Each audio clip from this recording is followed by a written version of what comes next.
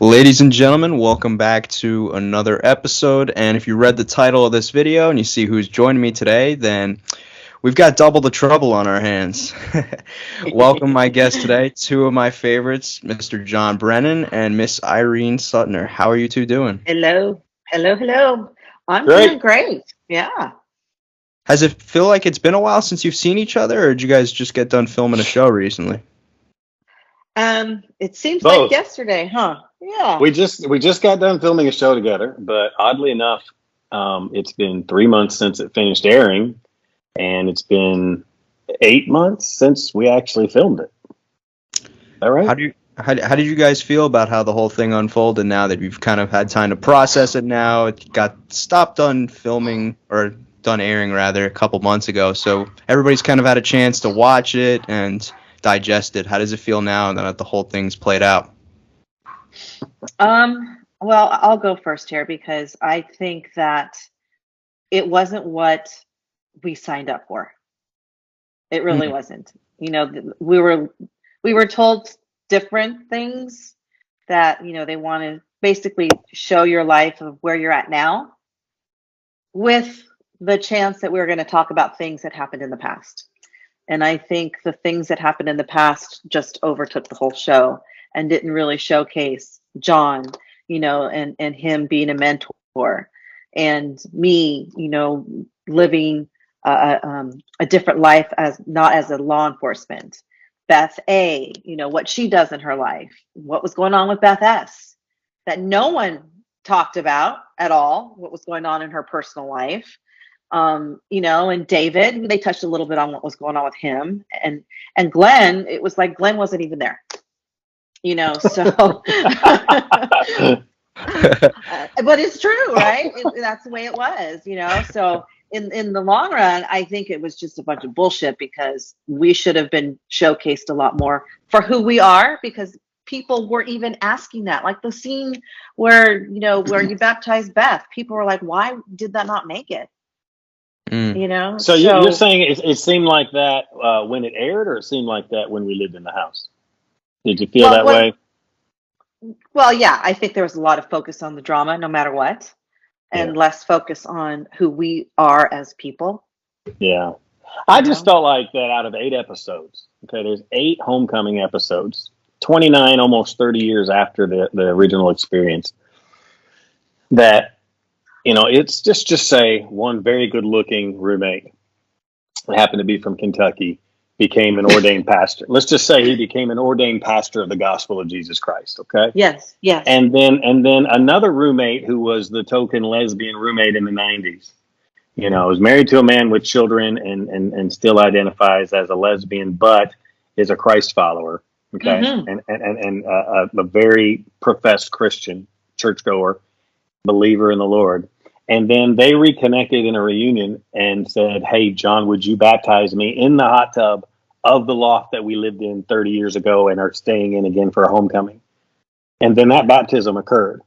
But that would make the episode. I just cannot imagine. I cannot imagine a scenario where that did not get included. Yet we had 4.9 episodes of David and Tammy fighting about race, which is something we never fought about. We fought about everything in 1993 except race. We never fought about race. And that's what kind of dominated our homecoming. And then there were so many things that were left out. Beth S's husband had brain tumor surgery the week before we moved into the homecoming house. Never mentioned. They came over to the house with her beautiful children. Never mentioned. I mentor a black 19-year-old who basically is a son to me. I'm basically a father figure to him.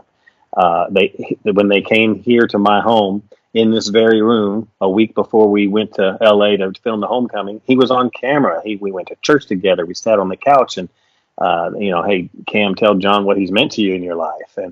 And never mentioned that I did missionary work in Africa for 10 years. Never mentioned that I have, you know, a young man that I take in as my son, who's now a college athlete and mentored for 3 years. And just those were stories that should have been told. Those are portions. Glen's family flew from Philadelphia and spent a week or something in LA, came to our house for 3 or 4 hours, got grown children, And they're beautiful people. They're awesome, and never mentioned that Glen has beautiful grown children that came to the house and spent 3 hours on the rooftop with us. It was just disappointing that those things didn't get told because, as a viewer and a fan of the show, those are the updates. I mean, it was when you watch a show, it's like Glen wasn't there. I mean, okay, David threw a pear at Glen, and that's all we know about Glen, except for the mouse, the mouse in the Eric Nice tent, Well, no, But, the yeah. Rice Krispies as well. You forgot to mention. Oh, Yeah. that's right. The Rice Krispies. That was actually a very, very dominant factor. But I mean, it's just there was just so many things that should have and could have been told. Beth S.'s husband's a good friend of mine, and for him to come to the house and we played cornhole for an hour and a half, and After brain surgery. yeah, and with Tammy out there on the sidewalk playing cornhole, that would have been great for the world to see, and they never even. Not only did they not get to see it, they didn't even get told that it happened. Right. It was just weird. So do we feel like this was like a motive for them and why they chose to, I guess, portray it in this light in like I think one they had a particular story. focus? It felt like. I think they felt like they had a certain amount They had of a time to tell storyline. us. They had a story, and they didn't have forever to tell it. And so the peripheral things that happened were kind of neat and cool, but it didn't fit into what their storyboard was and what they already knew had to be included. Right. I feel like that's just like reality TV and just how it is now. It's like, what's like the marketing story that's going to draw like viewership in their eyes, like what is reality TV today when you think of it? Drama, right? And I feel like maybe that's where they were coming from and why they chose that. Now, for me personally, like all the points you just listed, like speak volumes. Like I would have loved to see what you guys just obviously spoke about with what didn't make air, but through their eyes, I feel like that's maybe where their heads were at, and that they felt like the Tammy and David thing was dramatic, and that's what would have drove viewership. I can't really speak for them though. I think that Tammy was the dominant story of the show. I mean, everything was going to revolve around Tammy. And we kind of sensed that before we arrived, I think. And we were still okay with it because we thought we'll get to see everybody and it'll be fun and, whatever.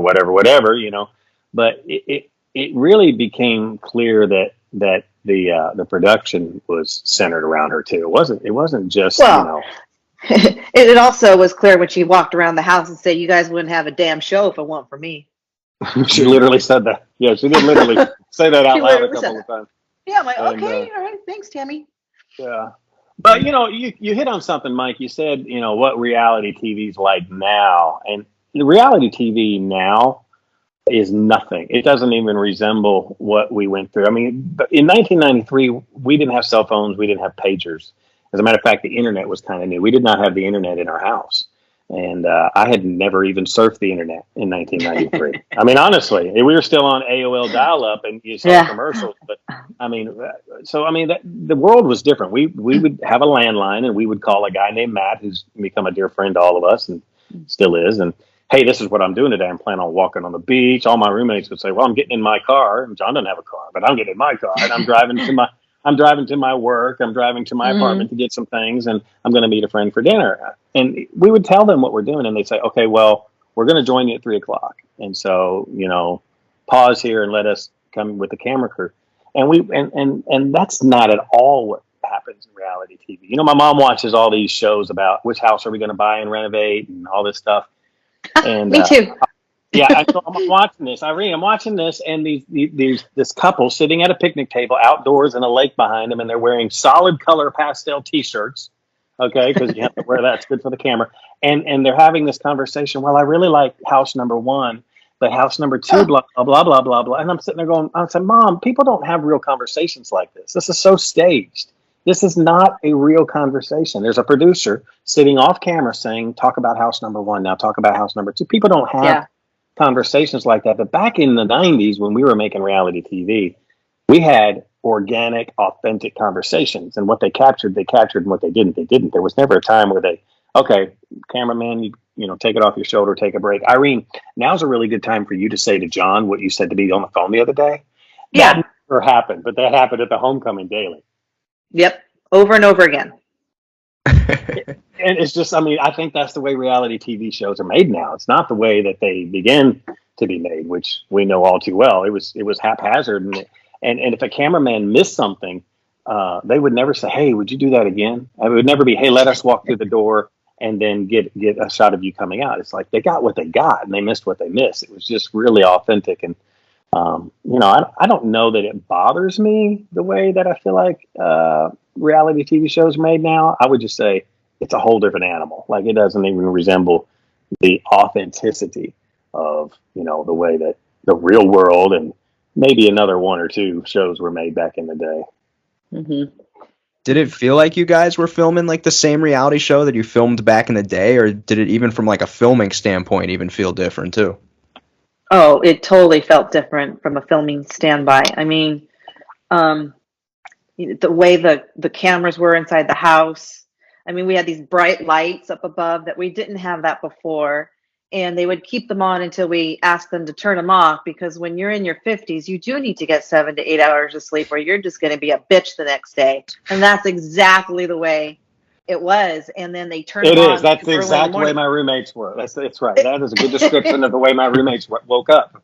I'm glad you said it, Mom. But here, you said something funny. We didn't have bright lights back in 93. They hadn't invented LED lighting back then. I mean, listen to the things that we're saying. They literally had not invented the LED light bulb when we were doing this before. So just night and day. Now, it was a little bit similar. I found it a little eerie and nostalgic, but also surreal, right, that we're in the same house.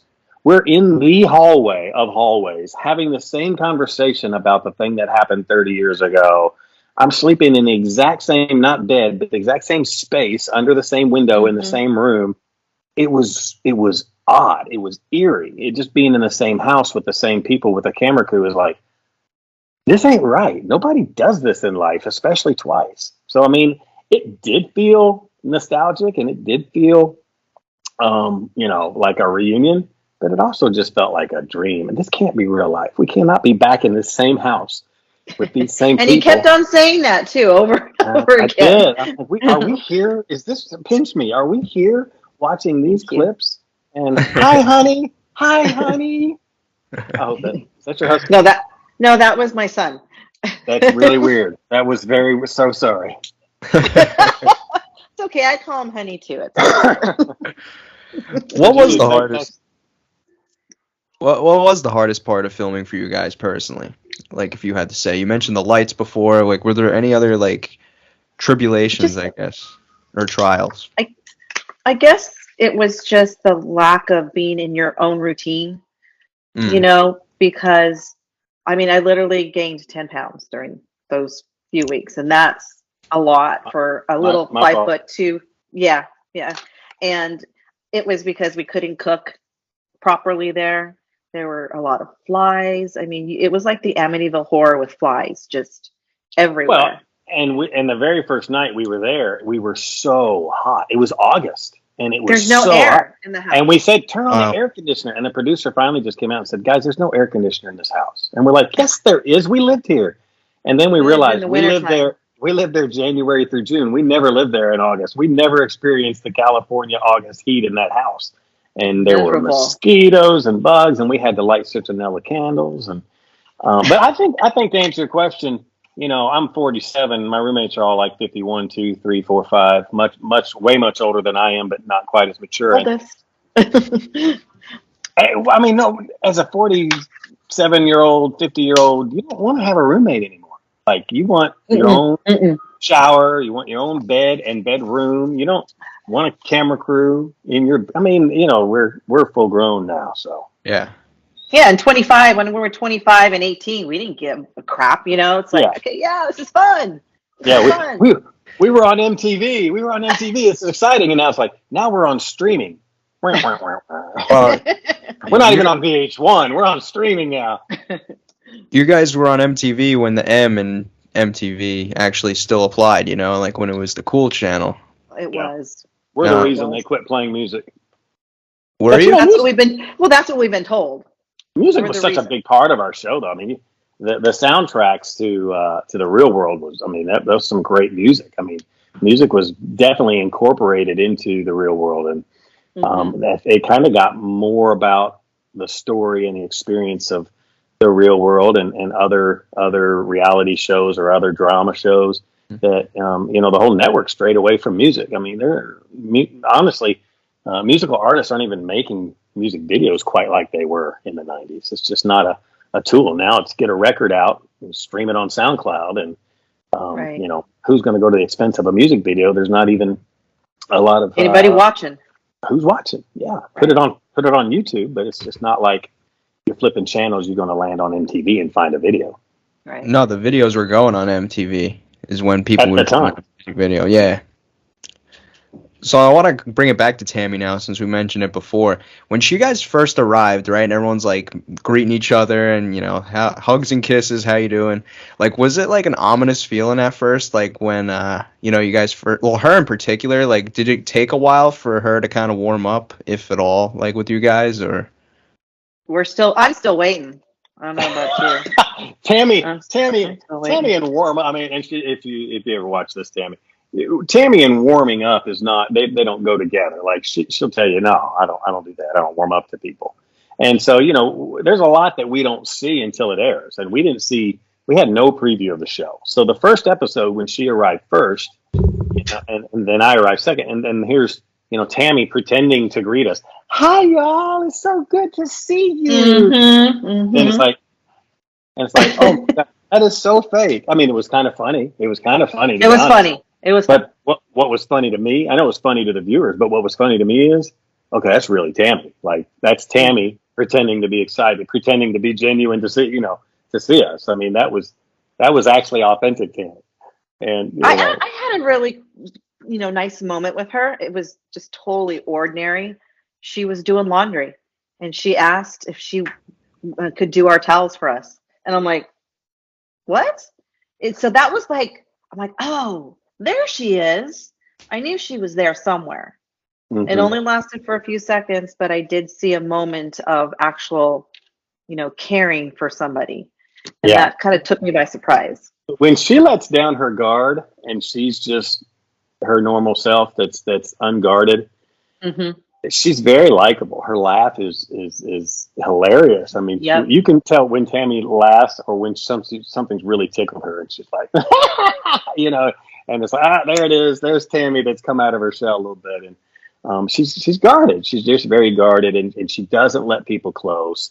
And it's like Beth. When Beth came in the house, she's like, Tammy, can I give you a hug? And she's like, okay.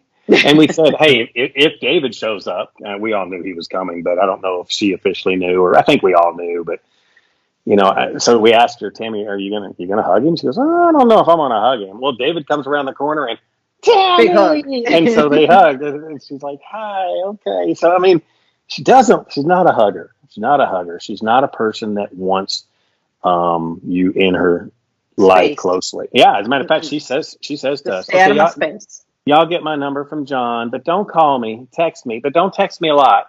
Text me like John does, which is Merry Christmas and maybe one other time throughout the year.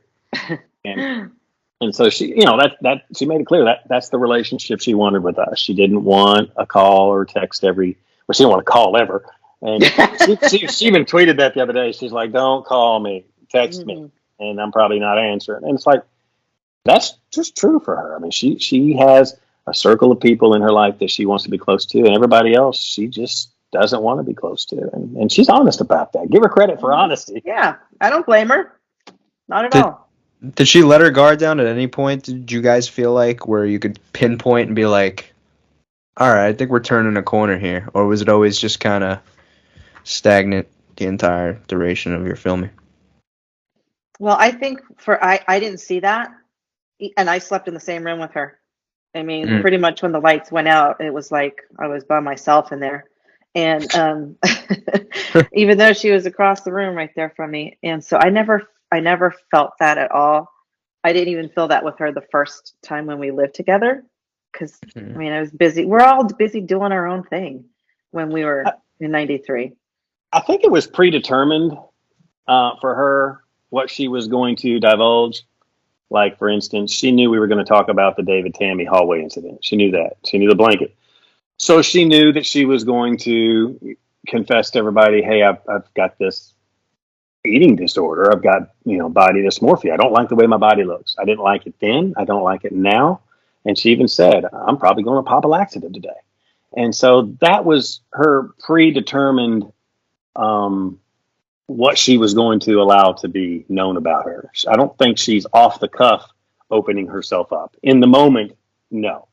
But long before she ever came to the homecoming, I think she, had determined to herself, I'm going to tell my roommates the reason that whole thing bothered me way more than it maybe should have or could have appeared to. And it's selective. It's selective what she decides to, let you know.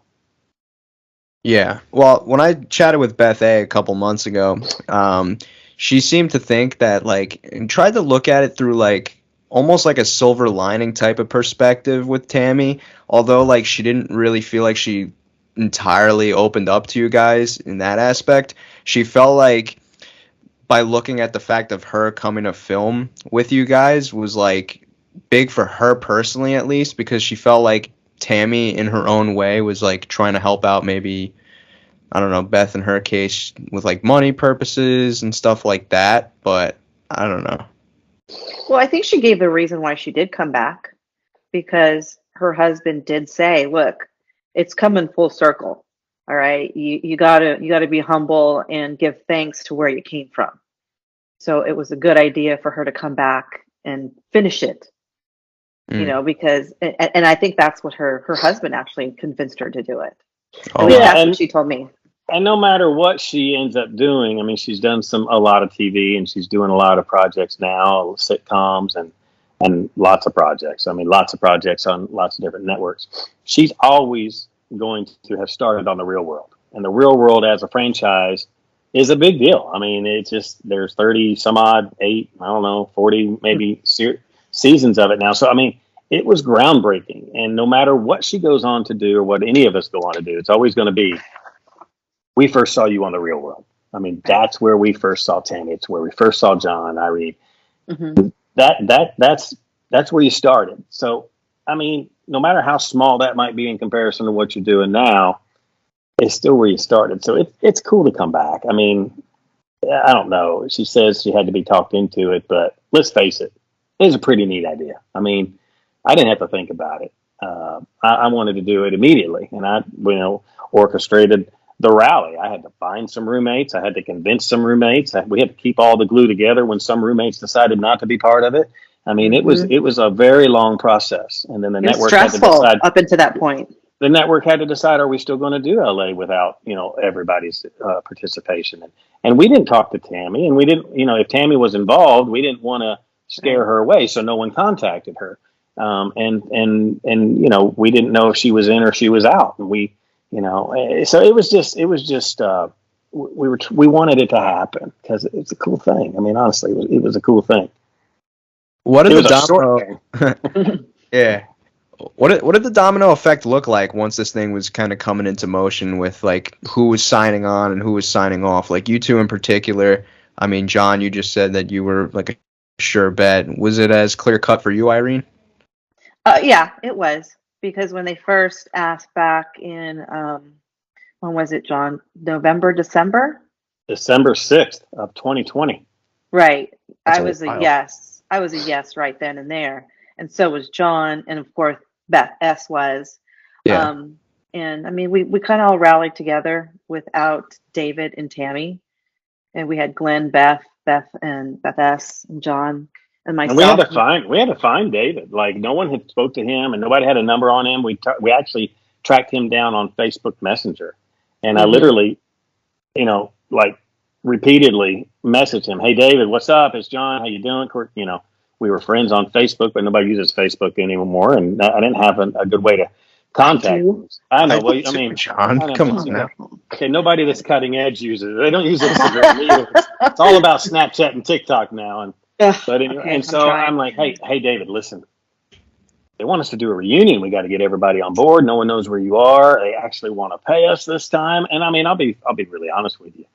The pay, which we can't discuss with you, but it was significant. It was great. It was money that we deserved over 30 years. And it was money that they didn't pay us back in the day. And it was this is our chance to cash in a little bit on the fact that we are this, novelty, that we are this person that's known for having done this groundbreaking thing, but never was really compensated well for it. Now they want to compensate us, fairly, at least, well, and it's money that we needed. And so I want to go and do this thing. I want to see Irene. I want to reconnect. I want to live in a beach house in LA. I want to be back on TV.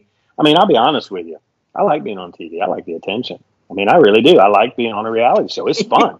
I'd be lying to you if I told you it's not fun. It's fun to be on these shows and do these crazy things and have great conversations and meet people you wouldn't meet. It's a great experience. And anyway, David's like, yeah, I could use that in my life right now. And so not everybody, and we were scared to contact Tammy. Of course, I had her number, but maybe not everybody did. And I didn't want to scare her off. So I didn't dare contact her. And I asked the production, I'm like, have y'all talked to Tammy? Because well, that was their job to do that, not us. It was their job. And I was just trying to get from them, yeah, we contacted her and she's on. I wanted to know.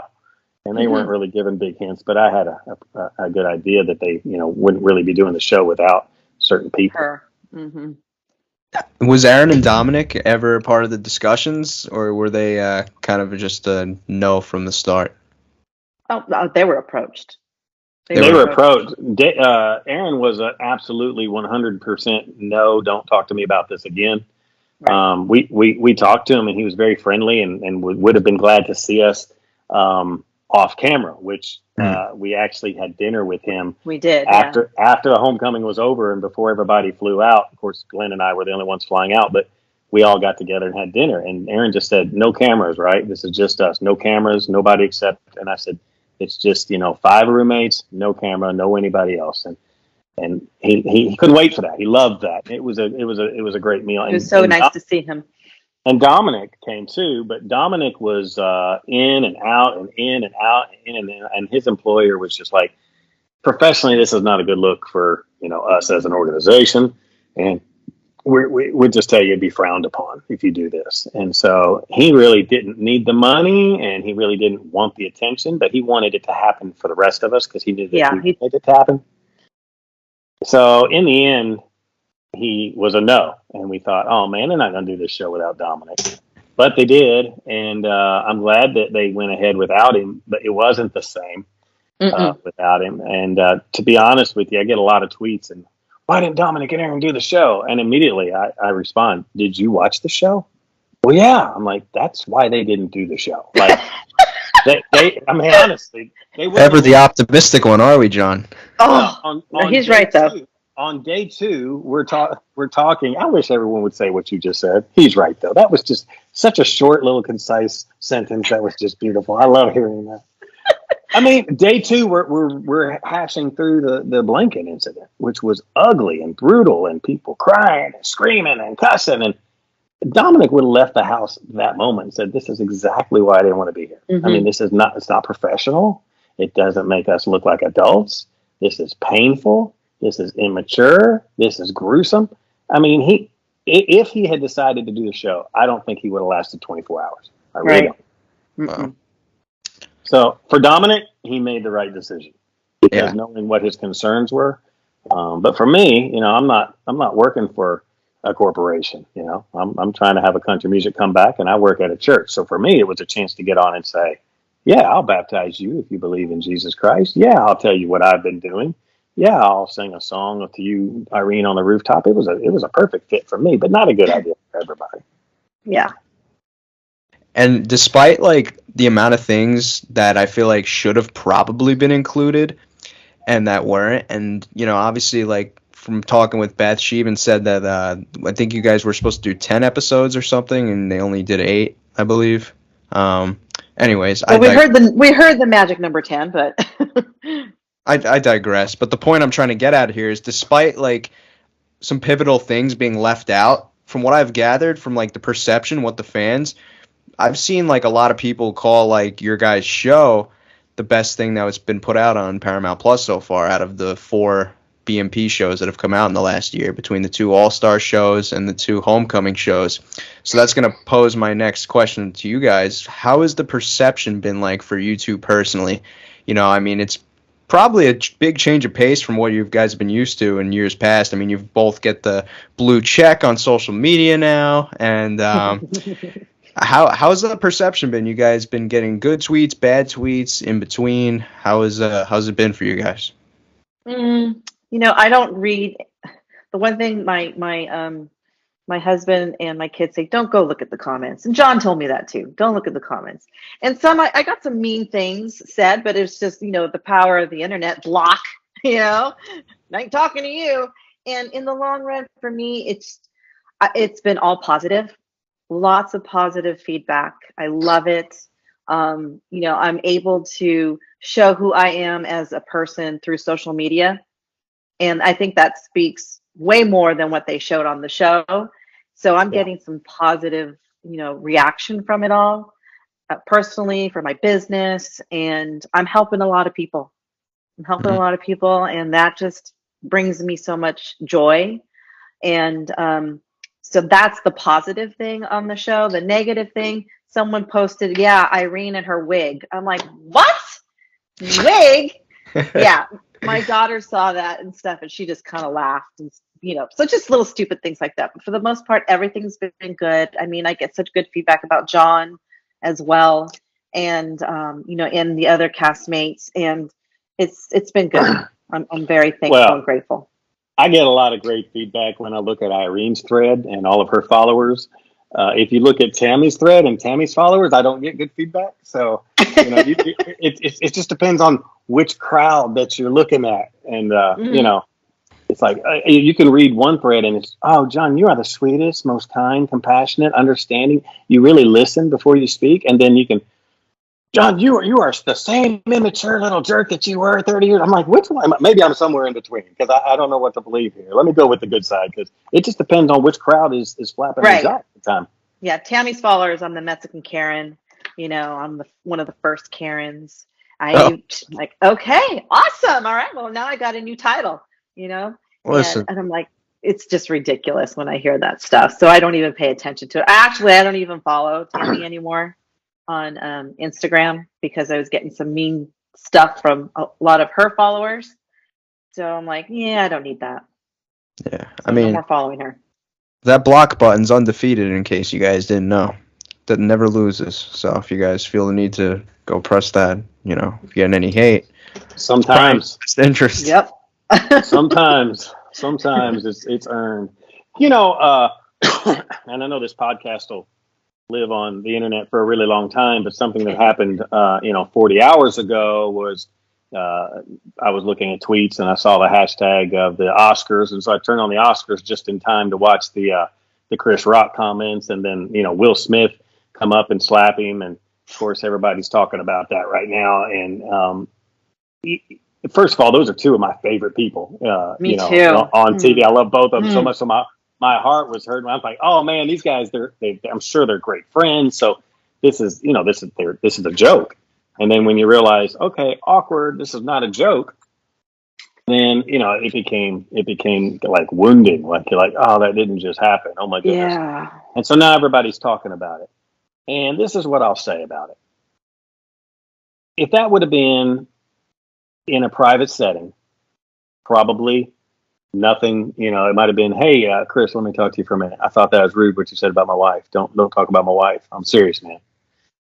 But when you have cameras pointed at you and there's a whole room full of people looking for your reaction, okay, it's not unlike living on a reality show.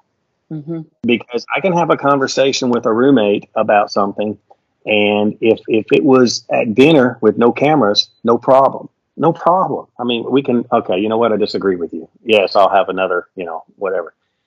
But you put them, in the Dolby Theater with live television cameras, and now my wife is rolling her eyes mad that you just said that. It's like, I got to respond because there's a camera pointed at me. And it's like, man, was that a genuine reaction? I mean, do I feel like that was really Will Smith's heart? Probably not. I mean, I never heard of him acting that way before. He's probably my favorite actor. I think he's awesome. I love Chris Rock as a comedian, to be honest. I wish they were best friends. I mean, I'd like to think in my heart that they'd be best friends with her, and maybe they'll end up best friends, but I didn't realize that they weren't. And so I just think that anytime you point a camera at somebody, that it demands inauthentic reaction. And I think that's what happened when Tammy looked at David and said, well, that's a slave mentality. You disagree with me about a race issue. So that's a slave mentality. And so you just go on and keep on picking your cotton. And, Well, and so that's why, and everybody tweets me, oh, John, you're Mr. Peaceful, but you didn't step in. Why didn't you step in and defend? Yeah, why didn't Tammy? we all step in? And Yeah, I'm like, that. I didn't step in and defend Tammy because she created that tension and that whole mess. Well, why didn't you step in and why didn't you step in and defend David, who was getting bullied? I'm like, because David's 51 years old, and David created a lot of that tension too. Okay, he didn't. I'm not. So what? We're did not you there do? to like police them and protect each one from each other. That wasn't our job there to do. So I stood in the kitchen and talked to Irene about how big I like my hamburgers to be. That's And right. of course, He said I and wasn't Glen's doing it making right. Rice Krispie treats. And so we're like, why were you talking about Rice Krispie treats when this was going on? I'm like, because when people act stupid, I let them act stupid. And when they do it on television, I'd rather be in the other room talking about Rice Krispie treats. Exactly. And that's why. And so what? I'm going to call my husband on speakerphone, who happens to live in Houston, but he's just a mile away. Mm-hmm. And he's going to be here in 5 minutes because we're on television. I'm like, yep. How real is but are you going to be authentic, John? Are you going to be real and open up? Yes, I'm going to be real, but not all of us are going to be real. We're going to fabricate stuff because we're on television. And it doesn't matter if you're on the Oscars or if you're on a real world homecoming. When there's a camera pointed at you, people do stupid things they wouldn't otherwise do. Absolutely. Yeah, I think that situation, not to get off topic of your guys' show, but I think like the Will Smith situation was one of those things when you've got an entire crowd of people and a national audience watching you. It's like, oh, you're not a man if you don't go and defend your woman or something like that. You know, that's what it boils down to. But I feel like to John's point, had that been in a private setting, it's probably doesn't end with a slap if I had to make an estimate, but. I got to plug my computer and my battery's about to die. I'll be right back. We'll be good. We won't miss you too much. Don't worry. That was a little disheartening to see, because just like us, when I went on TV, I had certain responsibilities to my family, to my husband and his career, to not make an ass of myself. All right. And with Will Smith, he is a mentor figure, whether he likes it or not, to a lot of young men. And that is just giving another young man an excuse to go and defend his girlfriend because Will Smith did it. So that was my problem right there with that. And I know Miss Smith herself, she could take care of herself. Just like me, I don't think I need my husband to come down to defend me because I was in an argument with John at the house. There's no way in heck I would ever call my husband to do that. So, well, I just felt like he was waiting in the wings to come by the minute Tammy called for, he was on standby. He was on standby. And I don't think that's authentic, to be honest with you. I think that's inauthentic. Why are you hanging out in LA the whole time that, and I like the dude. I mean, I want to hang with him. I think he's cool. But, and I honestly don't think he realized what a small human being that David is, because a person Reggie's size wouldn't come on camera on a TV show, looking for someone that small. Yeah, I mean, it's just kind of like just a talk. And I'm like, if you realize how small this person is that you're looking for, this doesn't make you look macho and like you're defending your. I mean, Tammy could have kicked his butt, to be honest with you. That would have been better TV. But I mean, again, a lot of people that watch that think that David was the victim because he had been badgered into that argument. And I mean, I agree. I mean, here's the thing. They were both culpable, though, to me. They were both. Yeah. And that's why I didn't feel like I needed to step in for either one of them. Both of you guys created this. You sit there in this same house 30 years later and have another ridiculous argument that doesn't mean anything on television. And me, as a 47-year-old, wisely, instead of getting down and doing the WWE 1, 2, 3 count, I'm going to stand in the kitchen and talk to Glen about Rice Krispie treats, because that doesn't near as stupid as what I did the last time y'all started this. Are these Rice Krispie treats all they're cracked out to be? I gotta know. They're Inquire- actually pretty. They're Inquiring good. minds would like to know. Considering I don't eat that stuff, it was delicious. It was so good. I had a lot of sugar and marshmallow, so Yeah. Wasn't there like it was a big process that went into making those things, right? And required a lot of butter. the A right lot of amount butter. of ingredients, from what I hear. And the lack of utensils and making it kind of was a challenge as well. Yeah, that's never help. So I'm curious about both of your guys' relationships, or any lack thereof, I guess you could say, maybe in the case of David post show, because I mean I talked with Beth about how their relationship kind of had a falling out once the show came out, of course. But was there any attempt on his end to try and reach out to you guys or reconcile, or have you guys kind of, because I know he's been kind of posting some things. I don't know if you guys have been under the crossfires yourselves, but has there been any on your guys' end as far as reaching out, maybe feedback? I mean, from him? I reached out to him when he was like really on a roll posting things. Mm. And I'd be texting John, did you just see what he put out again? And finally I reached out to him and I said, look, I get it, but don't stoop to anybody's level. Just don't do it. And he actually has been texting me a couple little things here and there, some funny memes and stuff. But so we're still in contact, but at a distance. You know, I still care for him, and I reached out to him, making sure he was okay. And I think he called me one time when he was in, I think, North Carolina, but I could not understand him. Let's just say that when I did talk to him. And but I think he's back in LA. I think he is, but he's got my number. I've got his number. We're still friends on Instagram and Facebook. So the line of communication is there. Well, and the thing is too, he's attacking Tammy and Beth S on his post. He's not attacking Irene and I, because Irene and I were, very helpful and encouraging to him. We weren't fussing and fighting with him.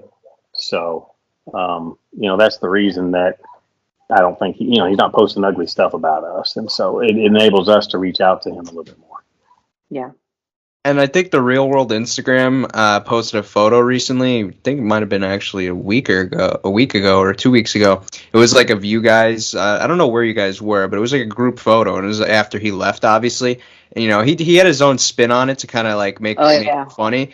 But like deep down, it kind of like hurts to like see that, because like although like he might be portraying what he wants to portray, like deep down inside, I really feel like he's feeling left out in that, and it's kind of sad to hear or see, but that's just my take on that. Yeah, it was that photo of us at the end of the street right there when we all came back from brunch. Yeah. Yeah, and that was the day that we left the house. I mean, that was brunch, and then we were out, so we snapped a quick picture. But I mean, he left the house. I mean, when you leave the house, then you're not in the final day pictures. I mean, nobody's attacking you, nobody's singling you out. It's, hey guys, we're leaving today. Let's take one more picture.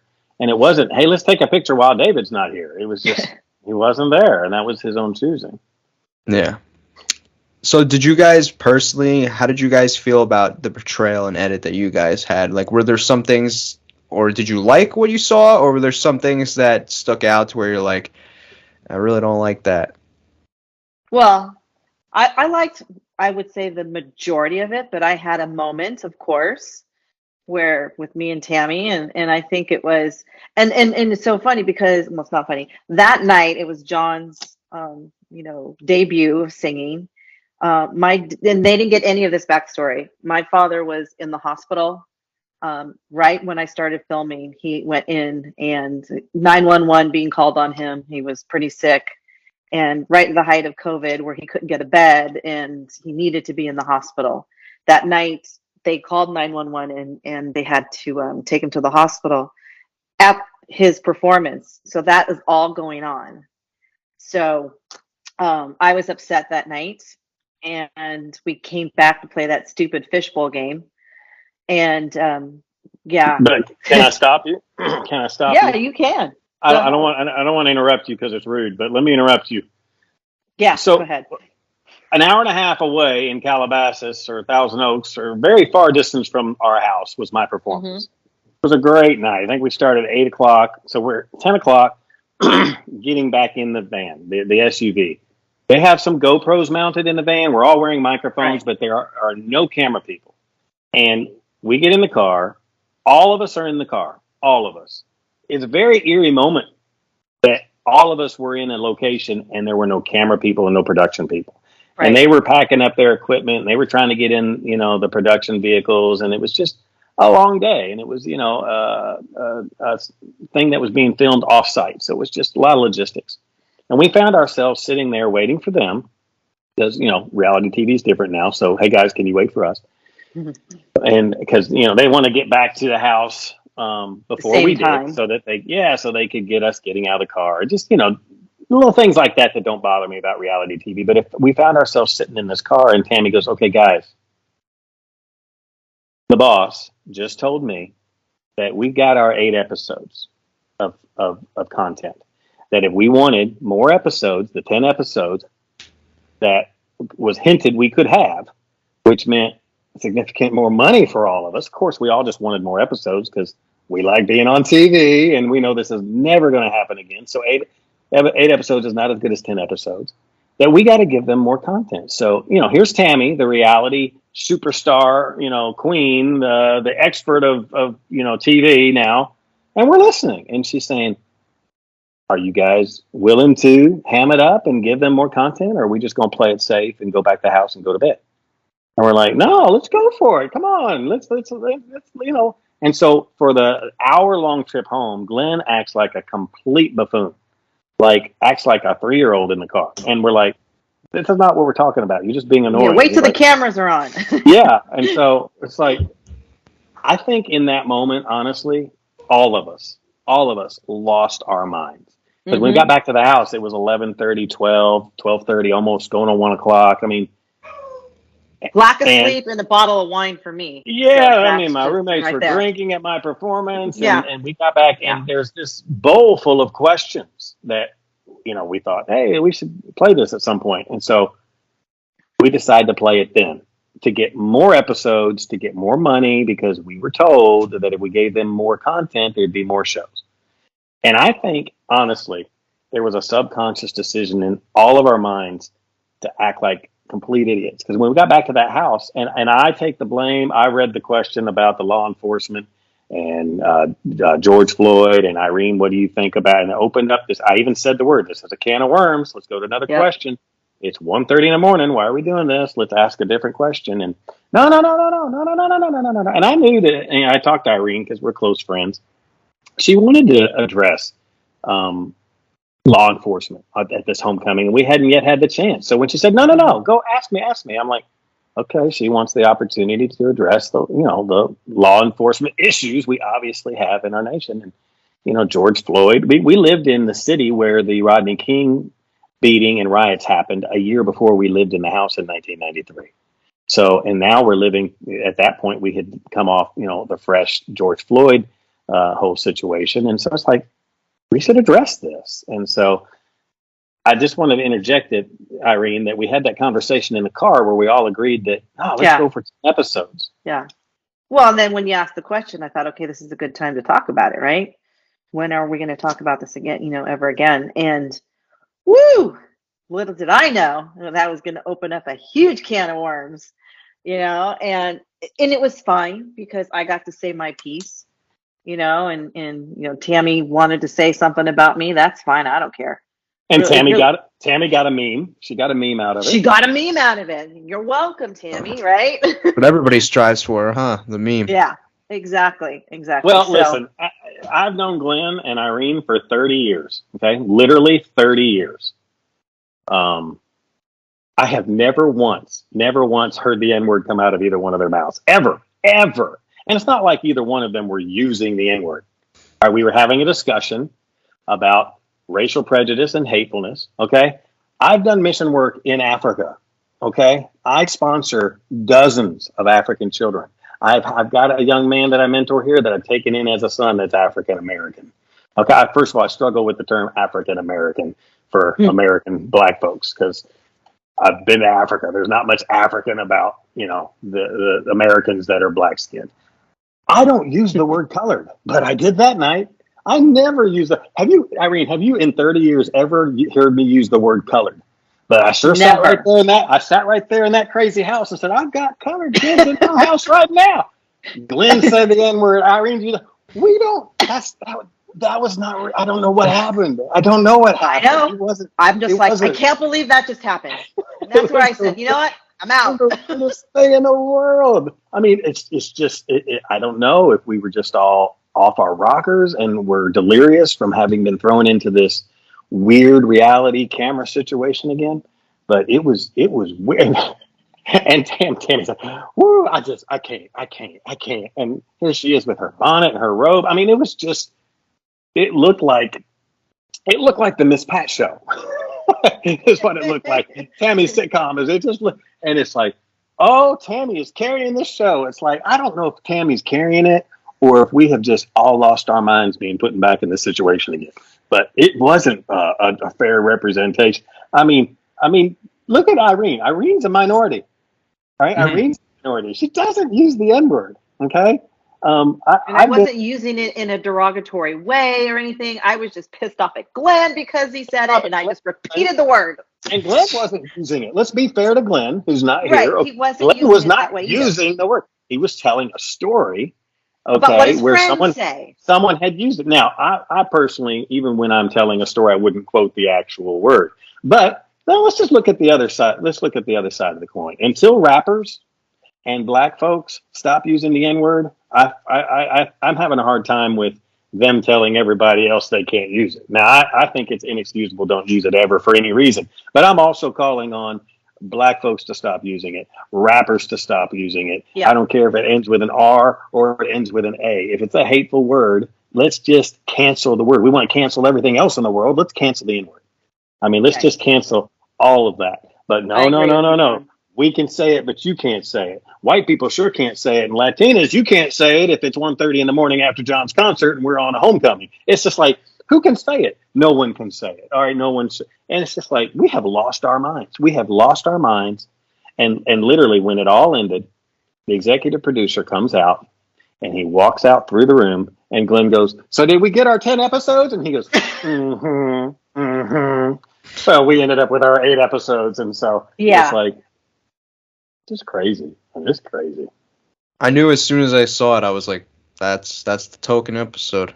This is going to be the tag. And that's not a representation of our season. We literally didn't fight about race. I mean, there was a time at the very, very beginning in the Winnebago where Tammy just had some preconceived ideas that because I was from Kentucky and she'd never been there and she didn't see any black people in my hometown, which there are some, that I was a racist. Well, before we even got to LA, she's looking at the camera going, John's not a racist. John's not a racist. We never fought about race again. It never got brought up again in 22 weeks. Mm-mm. I mean, it's a very cruel, torturous thing to do to somebody, to point a camera at them 24/7, because they second guess everything they say and do. They say and do things they would never otherwise say or do. Ask me how I know. Mm-hmm. And I mean, it's just, there's not a racist prejudice ever, even a slightest instance of a time in 30 years I've ever even can imagine Glen using the N-word or Irene using the N-word or me saying the word colored, which I know is offensive. I mean, what I meant to say is I got black kids in my house right now that I dearly love, but I said the word colored. Why? Because I'm an idiot. There's a camera point. I was an idiot too. There's 3 cameras pointed at me, and I don't know what to say. So let's say the stupidest possible thing I could say on television. Just. And it's like the second we said it to, we're like, man. I take that back? I mean, I love Glen, but I wanted to punch him. Not because of what he said, but because how stupid what he said. How stupid. Glen, don't ever say that word. You're on TV. Did you forget we're on TV right now? He did. He forgot. Do either of you two understand Glen, like who he is? Because I feel like that's like a thing with like the people that watch the show. They're like, we don't really know what to make of him, like back in I saw this comment today actually when I was preparing for this. Someone said under that photo of the one that got shared on the Real World Instagram page, what the hell happened to Glen? He was such a hellraiser back in the day, and now he's like this isn't my words, by the way. This is quote unquote. Now he's a quiet, bald, middle-aged man. That's what the comment said. Well, I think all of us in the 30 years have led some life. Okay. And he was young on the show. He was, wild and free back then. Then he grew up, he had children, and he became a father. And he became a father who actually, for a short period of time, didn't have a relationship with his children because of the relationship with their mother. So there was a lot of, drama that he went through. And I think when you get to that point, and he was at a point now where he's happy. He's happy. He's happy that he's got a relationship with his children. We change, and maybe we become a little bit more subdued. And that's what he was. He's a business owner, so he's got a business to take care of. He's got responsibility. So I give him a lot of kudos for even coming onto the show to do what he did. Yeah, and listen, and he came into the show in a really difficult way. He came in to replace a guy that had been kicked out, a guy that had been kicked out of a show that you're not supposed to be eliminated from. Okay, this isn't American Idol. This isn't Survivor. You're not supposed to be eliminated. This is the second reality show of all time, and you're not supposed to leave. So he's replacing someone that got kicked out of the house. What? And so he entered into something half stream. That's weird. It struck me. You said, when I was preparing for this podcast, how in the world do you prepare for this? I mean, that's, I'm like, say that. Mentally, if anything. Well, prayer. Emotionally. But, yes, I agree wholeheartedly. I wanted to say exactly what Irene said. He had kids. He had 30 years of life. And I don't know that I would have categorized him as a hellraiser back in the day. I do get Glen. I mean, to be honest with you, he's a very unique guy. He's a very unique guy, but he's a harmless guy. He's a good guy, and he's actually become a very consistent friend. He adores me and compliments me, and he's a spiritual guy. Yeah, I pray for him. He prays for me. He's a deep guy, and he's different. I mean, he's odd. He's odd, but we all are. I mean, so are you, John? I'm very odd. Look at me. Yeah. I'm odd. That's why I'm on a reality TV. It's why we got cast, to be honest with you. But I do get Glen. I get his humor. He's a very sensitive guy, and I think honestly he gets a bad rap because people didn't understand him. They didn't understand him for a lot of reasons. He entered into our show in a strange way. I mean, the cards were stacked against he and Beth A. And a lot of people say about Beth A., oh, wow, we got to know her on the homecoming. We didn't get to know her on the season. It's like, no, I mean, she came midstream, and her whole story was that she was a lesbian. So, I mean, that was it. That's all they wanted you to know about her. That's all they showed about her. And then it was, back to the old, cast. And but she really got a lot of kudos and attention. She got a lot of internet commentaries because, I mean, it's like, wow, I mean, Beth A turned out to be the queen of the show. She made a lot of sense. She's mature. She's loving. She's a compassion. How did we miss that? I'm like, well, you missed it because you were watching an edited show. I didn't miss it. I've loved Beth A since the day she walked through that door. I mean, I've known what a caring and good-hearted person she was. I've known that I've loved Beth A and how valuable of a person she was in my life all along. So it's just that, finally, the editing showed her true self. They did her justice. They did. I'm glad that they showed who she was because it allowed me an opportunity to get to know her too, since she replaced me. I mean, we may have talked to each other on on Facebook and whatnot, but now she's my friend. Yeah. And now that's a weird dynamic. I mean, honestly, because Glen had never lived with David. And honestly, Glen said to me before the homecoming, I don't know why everybody doesn't get along with the guy. He seems really great to me. I'm like, yeah, I mean, I love David. Yeah, he's my roommate. He's not my housemate. He's my roommate. Like he's a brother of mine. There twice now I have helped him carry his suitcase out of the house. I mean, twice in life I have helped him move out of our house early.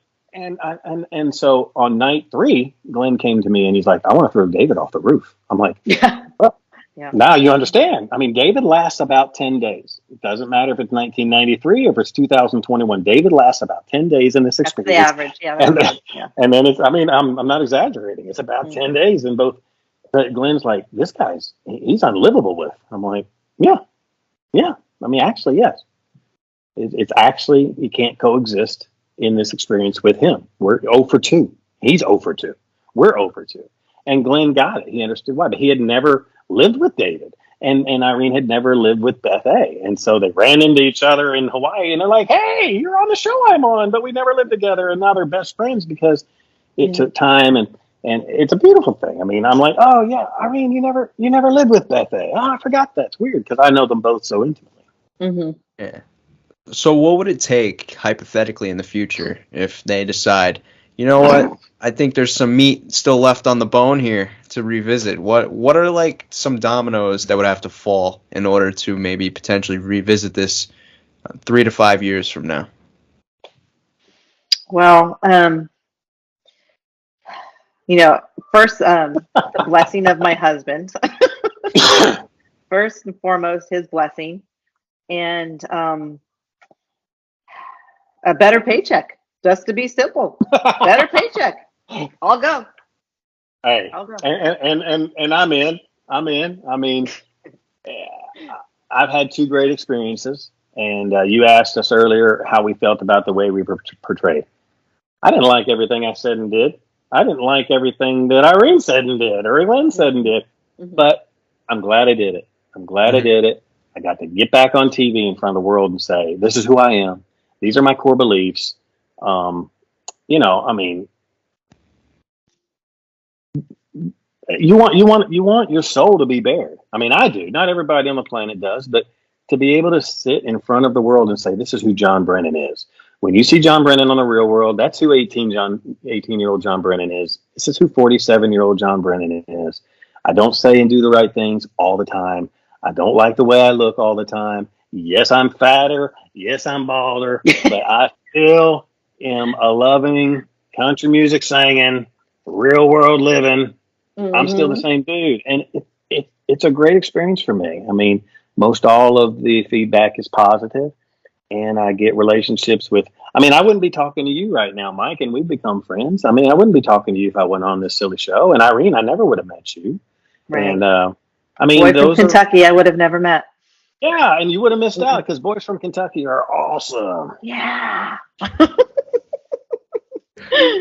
Well, pretty soon you guys are going to shift from being the focal point to then the people that others are going to be coming to advice for, if that makes sense. Because whenever that time comes, there's going to be another set of people going back to their house. I just about an hour ago, I spoke to a future Real World Homecoming cast member, and they're going to be streaming soon, and will be old news like the New York season's old news. And let's just face it, I mean, the LA season once again, 30 years later, has been better than the New York season.